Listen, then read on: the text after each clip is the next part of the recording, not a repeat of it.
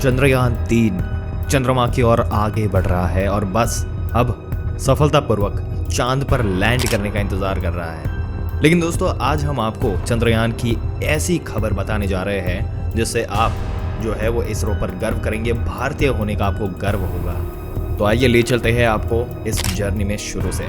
दोस्तों, ऐसी जानकारी पाते रहने के लिए हमारे चैनल को सब्सक्राइब करके बेल आइकन जरूर से दबा दें। आइए आगे बढ़ते हैं और शुरू करते हैं ये वीडियो। दोस्तों, चंद्रयान 3 इसके लॉन्चिंग की अगर बात करें तो 14 जुलाई को ये मिशन लॉन्च किया गया था दोपहर 2:35 पर आंध्र प्रदेश के श्री हरिकोटा सतीश धवन स्पेस सेंटर से।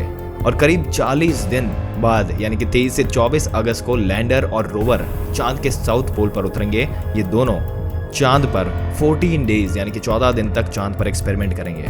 चंद्रमा के ऑर्बिट में रहकर धरती से आने वाले रेडिएशन की स्टडी करेंगे।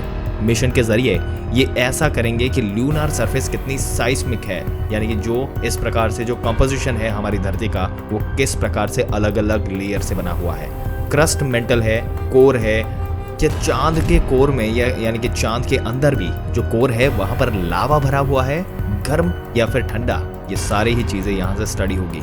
यहाँ के डस्ट की स्टडी होगी, यहाँ की हर एक चीज चंद्रमा की सतह पर भारत का ये मिशन दोस्तों अगर सक्सेसफुल रहा तो अमेरिका, रशिया और चाइना के बाद भारत ऐसा करने वाला चौथा देश बन जाएगा। और अमेरिका और रशिया दोनों के चंद्रमा पर सक्सेसफुली उतरने से पहले कई स्पेसक्राफ्ट क्रैश हुए थे। चाइना 2013 में चांगी 3 मिशन के साथ अपने पहले प्रयास में सफल होने वाला एकमात्र देश है।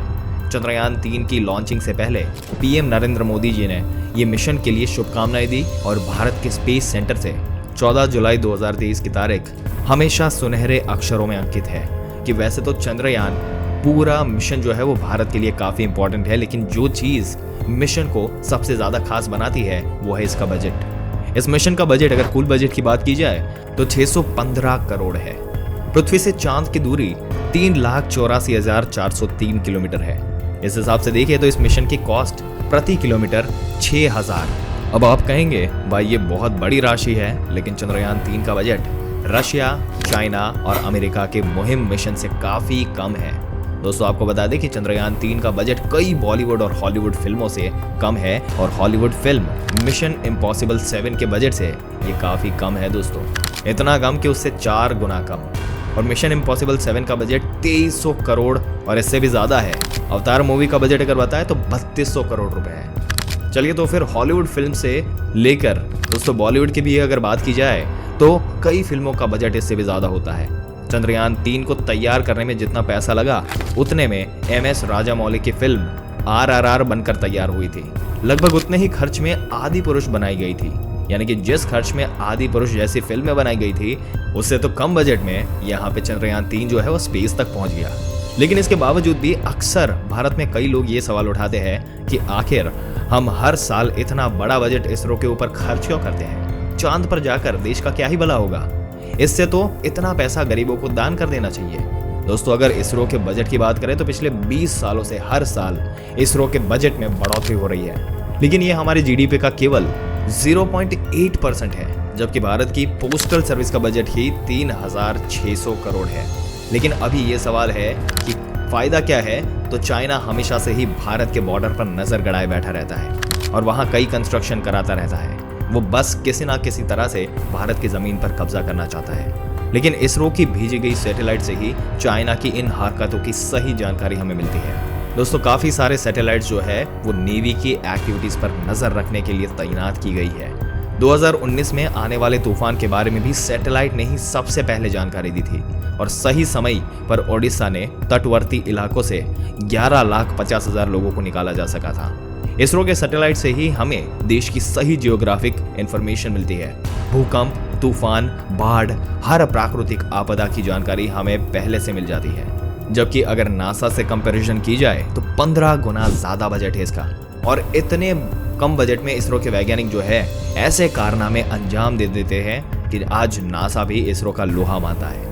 इतना ही नहीं, इसरो दूसरे देशों के सैटेलाइट लॉन्च करता है और उससे काफी अच्छी कमाई भी करता है। अगर डेटा की बात करें तो आज तक इसरो ने 28 कंट्रीज की 239 सैटेलाइट्स को पृथ्वी के ऑर्बिट तक पहुंचाया है और आज स्पेस इंडस्ट्री करोड़ों का फायदा देने वाली इंडस्ट्री बन चुकी है। और चंद्रयान 3 की मदद से हम चांद की सतह में दबे हुए अर्थ मेटल्स ढूंढने की कोशिश करने वाले हैं, ताकि आने वाले समय में इसका इस्तेमाल मनुष्य के लाभ के लिए किया जा सके। इसरो भारत के बजट में अहम रोल निभाता है। इसरो आज कई स्पेस स्टार्टअप्स को सपोर्ट कर रहा है। इसके अलावा सैटेलाइट लॉन्चिंग इंडस्ट्री $13 बिलियन की इंडस्ट्री है, और जिस रफ्तार से इसमें इजाफा हो रहा है, उम्मीद है कि आने वाले 5 सालों में ये $24 बिलियन तक पहुंच जाएगी। और सोचिए कि अगर हम इस डिमांड का 20% भी पूरा कर पाए तो हम अपने स्पेस बजट का 10 गुना पैसा कमा पाएंगे।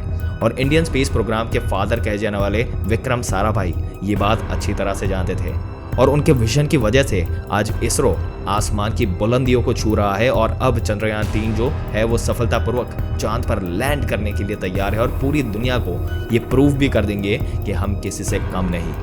अगर भारत के चंद्रयान 3 की सफल लैंडिंग कर लेता है, जो सॉफ्ट लैंडिंग जो है वो अचीव कर लेता है, तो भारत, रशिया और अमेरिका और चाइना, ये जो 4 देश है, इसमें भारत चौथे नंबर का देश बन जाएगा। और वो इस मिशन के साथ इसरो के नाम पर बड़ी कामयाबी दर्ज हो जाएगी।